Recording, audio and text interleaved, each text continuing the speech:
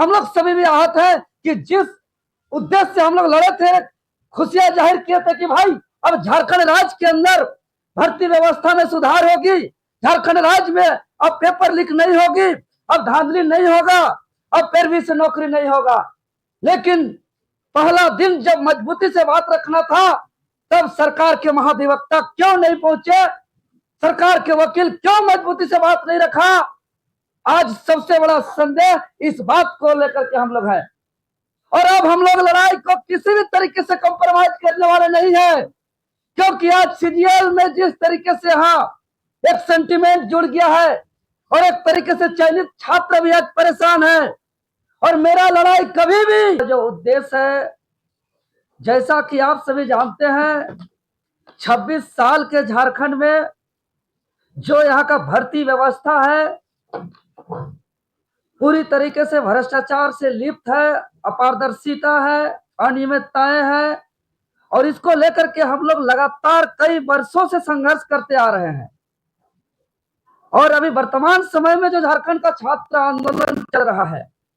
जो पूरा देश का केंद्र बिंदु बना, जिसका संघर्ष का शुरुआत 14वीं पीटी परीक्षा फल के बाद 2 जुलाई से किया,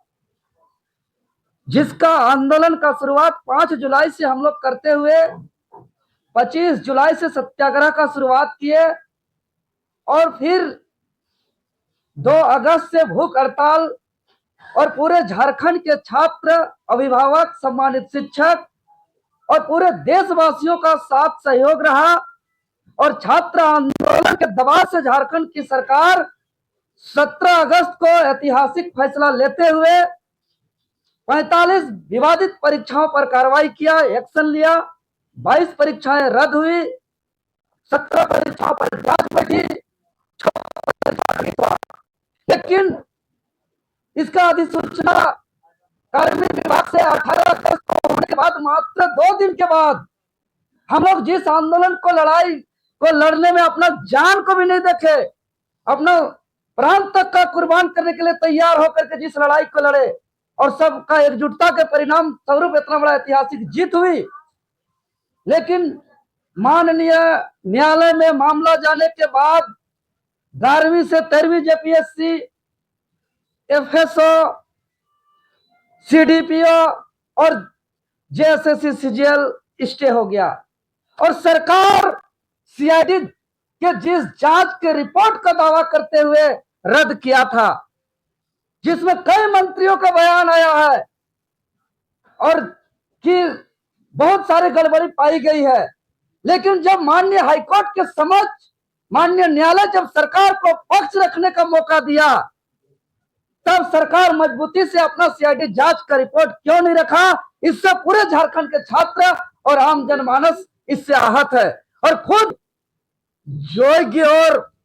जो निर्दोष छात्र है उसका नौकरी छीनना नहीं है। सरकार इसका जिम्मेवारी ले और सरकार उन छात्रों को न्याय करे जो छात्र योग्य और निर्दोष है, और उसके बीच एक बड़ा लकीर तैयार करे कि भाई जो दागदार है और जो निर्दोष है, और जो निर्दोष और योग्य है, इसका न्याय करना सरकार का काम है। हम लोग का संघर्ष, हम लोग का आंदोलन, हम लोग का लड़ाई हमेशा अपारदर्शी, धांधली, भ्रष्टाचार के खिलाफ है, और भ्रष्टाचार पर कार्रवाई हुई है। और जो सीजीएल का इससे पहले बार जो 28 जनवरी को हम लोग रद्द कराए थे, दोबारा जब परीक्षा हुआ 26 सितंबर 2024 को ही रद्द हो जाता अगर उस दिन हम लोग लड़ाई में थोड़ा सा हम लोग चुप नहीं करते तो। कुछ लोग कहा गया इस बात को लेकर के कि कुछ छात्र नेता वार्ता में नहीं जाएंगे, और हम लोग ने सोचा कि हम लोग नहीं जाएंगे तो वार्ता कर लेंगे वो लोग, और वार्ता करने में चुप हो गई। अगर उसी दिन हम लोग मजबूती से लड़ते तो 28 जनवरी 2024 की तरह 26 सितंबर 2024 को ही जेएसएससी कार्यालय के समक्ष सीजीएल रद्द होता, और तब ज्वाइनिंग किया हुआ जो छात्र सड़क पे है उसको सड़क पर उतरना नहीं पड़ता। जो जेपीएससी, जेएसएससी भ्रष्टाचार मुक्त भर्ती अभियान हम लोग जो चला रहे हैं, जिसका शुरुआत 2 जुलाई से किए, आंदोलन का शुरुआत 5 जुलाई से किए, सत्याग्रह का शुरुआत 25 जुलाई से किए, भूख हड़ताल की शुरुआत 2 अगस्त से किए। अब इसका अगला चरण हम लोग आज इस प्रेस मीडिया के माध्यम से घोषणा करने जा रहे हैं एक महत्वपूर्ण चरण कि दिसुम गुरु शिबू सोरेन जी के पैतृक गांव नेमरा से आगामी 24 अगस्त दिन सोमवार से हम लोग भर्ती व्यवस्था सुधार यात्रा का शुरुआत करने जा रहे हैं, जो हम लोग 24 जिलों पर जाएंगे और 24 जिले के जितने भी जिला मुख्यालय के प्रमुख चौक चौराहा, यूनिवर्सिटी या लाइब्रेरी के आसपास में जाकर के हम लोग छात्र को हम लोग जन जागरण करेंगे, आम जनता को जन जागरण करेंगे और सरकार का जो लिपापोती रवैया है, जो ढाल मोल रवैया है, जो सरकार एक तरीके से छात्र का आंदोलन पे दबाव से रद्द करते हैं, दूसरे तरीके से कोर्ट में अपना कमजोर दलील दे करके फिर से राज्यवासियों को हराने का जो मंशा रखते हैं, इसके लेकर के हम लोग पूरा 24 जिला में ऐसा जन जागरण करेंगे और आगामी जो 15 सितंबर को जो अगला तारीख है, उस दिन अगर किसी भी प्रकार का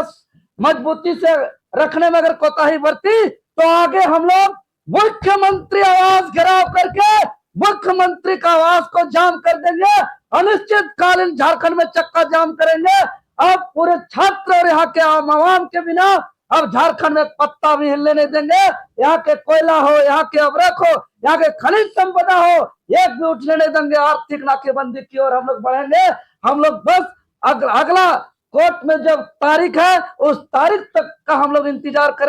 कर रहे हैं। उसके बाद हम लोग किसी प्रकार का कंप्रोमाइज नहीं करेंगे। हालांकि हम लोग का आंदोलन झारखंड पितामह विनोद बाबू के बताए रास्ते पर चलेंगे, गुरुजी शिबू सोरेन जी के रास्ते पे चलेंगे, निर्मल महतो के रास्ते पे चलेंगे। हम लोग भगवान बिरसा मुंडा, सिद्धू कान्हू, चांद भैरव, फूलो झानो, शहीद शेख भिखारी के बताए मार्ग पर चलेंगे और हम लोग इस बार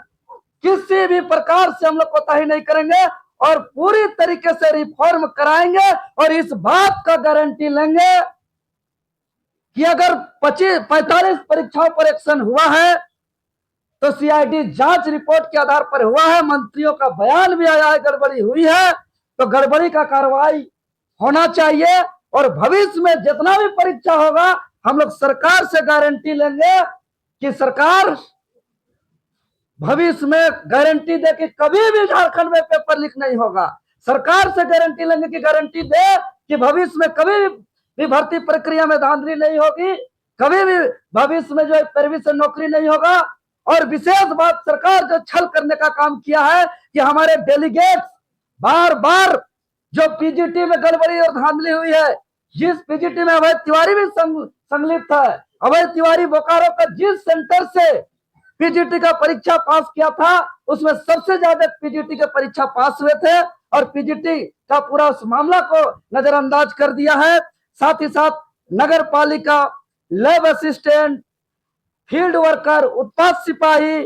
और आशु लिपिक, एलडीसी, ये तमाम परीक्षाओं के मामले पर सरकार गंभीर नहीं है। इस सब के बातों को भी हम लोग जोर शोर से उठाते हुए अब हम लोग बहुत बड़ा उलगुलान करेंगे। मुख्यमंत्री आवास का घेराव हो या झारखंड में चक्का जाम, झारखंड बंदी, अनिश्चितकालीन नाकेबंदी की ओर हम लोग जाएंगे। फिलहाल 24 जिला हम लोग आगामी 24 तारीख से दिन सोमवार से हम लोग भर्ती व्यवस्था सुधार यात्रा के लिए हम लोग निकल रहे हैं।